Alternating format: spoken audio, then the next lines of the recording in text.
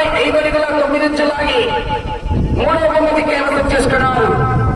4వ బహుమతి గోదాది రాజగోపాల్ గారు దాసరపల్లి తువ్వూరు మండల వైఎస్ఆర్ కడప జిల్లా వద్ద 3062 అడుగుల 9 ఇంచులు లాగి ఆ యొక్క జత 4వ బహుమతి కైవసం చేసుకున్నారు.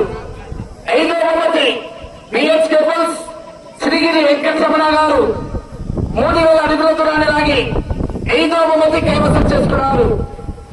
6వ బహుమతి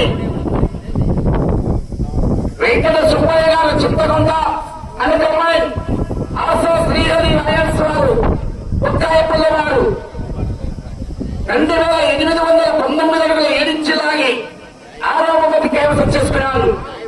7వ బహుమతి పట్టు వెంకట గంగా కృష్ణ యాదవ్ గారు చిన్న కట్టెలపల్లి ముత్తనూరు మండల వైఎస్ఆర్ కడప జిల్లా వద్ద 2675 అడుగుల 3 ఇంచులు లాగి ఆ జత 7వ బహుమతి కైవసం చేసుకున్నారు.